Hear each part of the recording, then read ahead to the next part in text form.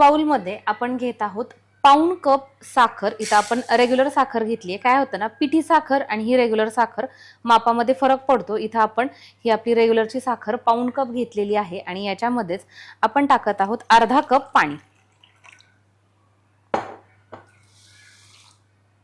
आणि आता आहे ना, ही साखर आपल्याला पूर्णपणे वितळवून घ्यायची आहे. तुम्ही याला गॅसच्या फ्लेमवरती सुद्धा ठेवू शकता, पण गरम झालेलं मिश्रण आपल्याला परत पुन्हा पूर्णपणे गार करून घ्यायचं असतं. तर मी इथं काय करणार आहे, ही अशाच पद्धतीनं हलवत राहणार आहे, ढवळत राहणार आहे, जेणेकरून ही याच्यामध्ये वितळेल.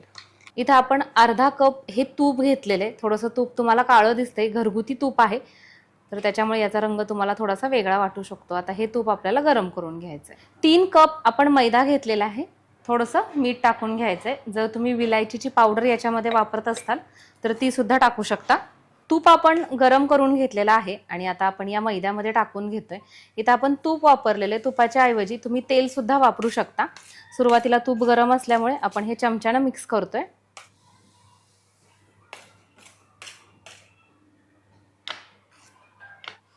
थोडंसं नॉर्मल झालं की नाही, मग आपल्याला काय करायचंय, हे तूप हातानं छान अशा पद्धतीनं व्यवस्थितपणे या संपूर्ण मैद्याला चोळून घ्यायचे.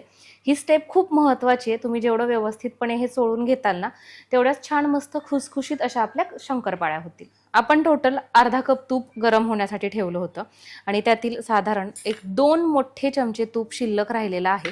आणि अशा पद्धतीनं बघा, आता आपल्या या हे जे पीठ आहे, ह्या पिठाचा असा मुटका तयार होतोय. तर आपण आता तूप टाकायचं बास करणार आहोत. याच्या पुढे जास्त तूप टाकायचं नाही. जर तुम्ही समजा कुठलंही माप नाही घेतलं, सहजच तुम्ही मैदा घेतला डायरेक्टली, तर त्याच्यामध्ये तूप किती टाकायचा हा प्रश्न पडतो. त्यावेळेस अशा पद्धतीचं ज्यावेळेस आपलं पीठ होईल की नाही, त्यावेळेस तूप टाकायचं बास करायचं.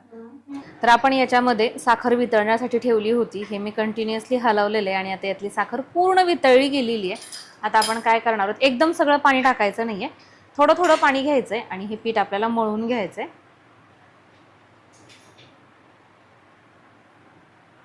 शंकरपाळीचं पीठ जेव्हा आपण मोहन लावलेलं असतं त्यावेळेस चांगल्या पद्धतीनं चोळून घ्यायचं असतं. पण ज्यावेळेस आता आपण हे मळतोय, तर त्यावेळेस ते मळताना अगदी हलक्या हाताने आपल्याला हे मळायचंय. जसं आपण चपातीला भाकरीला तिंबतो तशा पद्धतीने हे पीठ तिंबायचं नाहीये. फक्त मी इथं तुम्ही बघताय असं एकत्रित करतेय आणि याचा गोळा तयार करायचा आहे. तर इथं तुम्ही आता बघताय सगळं व्यवस्थित असं आपलं हे एकत्रित झालेलं आहे. पीठ व्यवस्थित मळलं गेलेलं आहे आणि सेम मगाच्याच प्रमाणे जे आपण प्रमाण घेतलं होतं की नाही, तर वितळल्यानंतर अर्थातच साखरेचं सुद्धा पाणी होतं.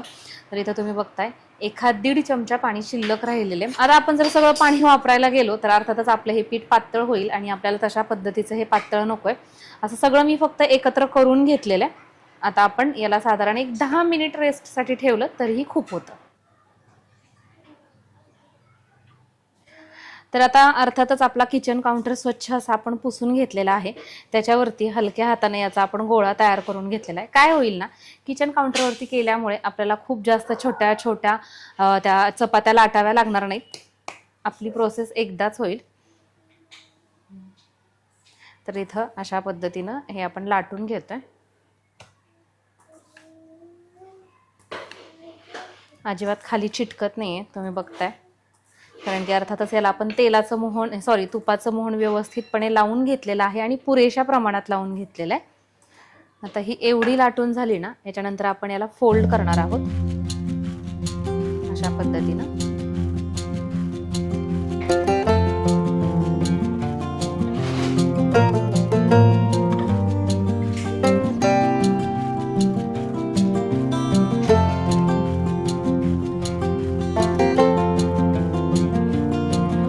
तुम्हाला या पिठावरती असे क्रॅक्स दिसत आहेत, पण त्या गोष्टी नॉर्मल आहेत. कारण की आपण अर्थातच मळताना हे पीठ असं काही खूप जास्त त्याला जोर लावून किंवा नेट लावून मळलेलं नाहीये. इतपत जाडीची ही पारी लाटून घेतलेली आहे. आता आपल्याला कट करायचंय. तर कट करत असताना आता लहान मोठे तुम्ही तुमच्या हिशोबाने कट करू शकतो. आणि अर्थातच आपण लाटतानाच आयताकार लाटलेले, त्यामुळे आपला जो एक्स्ट्राचा भाग आहे तो अजिबात वाया जाणार नाहीये इथे आणि आपल्याला डबल कुटाणा करत बसावं लागणार नाही.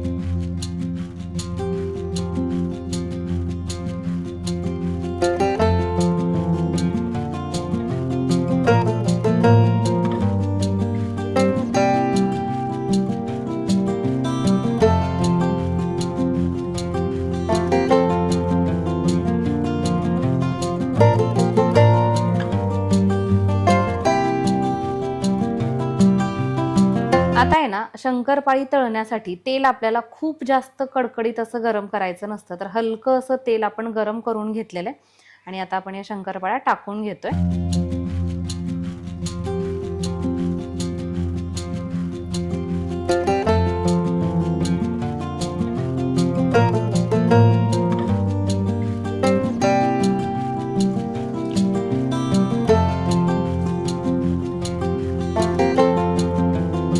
आता आहे ना, तुम्ही तेल बघताय खूप जास्त आपलं गरम नाहीये. आता लगेचच याला उलटणं आपल्याला लावायचं नाहीये.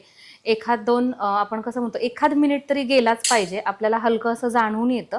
मग त्यानंतरच आपण याला उलटणं लावणार आहोत आणि ह्या पलटणार आहोत. आपल्याला एकदम मंद आचेवरती या शंकरपाळ्या तळायच्या असतात, म्हणजे त्या आतमध्ये पर्यंत तळल्या जातात आणि छान खुसखुशीत अशा होतात.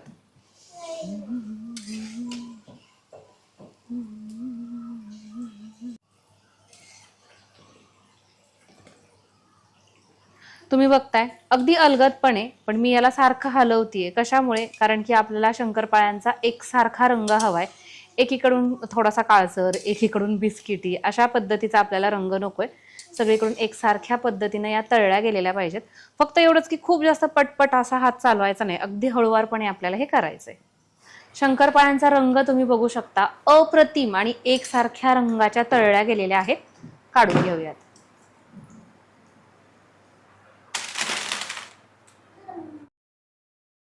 सेम अशाच पद्धतीनं आता मी दुसरी बॅच देखील तळून घेतेय. तेलाचं टेम्परेचर जर खूप जास्त असेल ना, तर साधारण 1-2 मिनिटांसाठी गॅस बंद करायचा आणि थोडंसं नॉर्मल तेल करून घ्यायचं. आपल्या शंकरपाळ्या आणखीन तळतायत, पण तुम्हाला ही थंड झालेली मी तोडून दाखवते आतमधून कशा पद्धतीनं. हे बघा,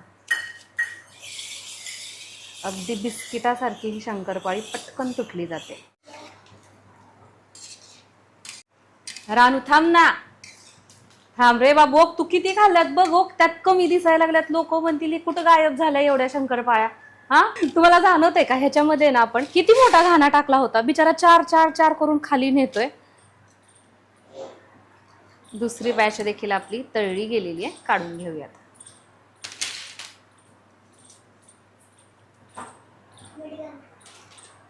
तुम्ही बघताय काय भारी शंकरपाळ्या झाल्यात. म्हणजे तुम्ही बघा ना, याचं जे टेक्स्चर आहे त्याच्याकडेच बघून कळतंय की किती मस्त आणि खुसखुशीत अशा पद्धतीच्या ह्या झालेल्या आहेत. महत्वाची गोष्ट, आतमधून अजिबात कच्च्या राहिलेल्या नाहीये. तुम्हाला इतक्या ह्या जाड दिसत आहेत, तरीही तुम्हाला मी एक फोडून दाखवलेली आहे. आतनं अजिबात कच्च्या राहिलेल्या नाहीयेत. मस्त आतमध्ये पर्यंत भाजल्या गेलेल्या आहेत, तळल्या गेलेल्या आहेत, बिस्किटाप्रमाणे खुसखुशीत झालेल्या आहेत. चला तर मग तुम्ही सुद्धा या शंकरपाळ्या घरी नक्की ट्राय करा आणि ट्राय केल्यानंतर कशा झाल्या होत्या कमेंट करून सांगायला विसरू नका. परत भेटूयात एका नवीन रेसिपी सहित. तोपर्यंत बाय.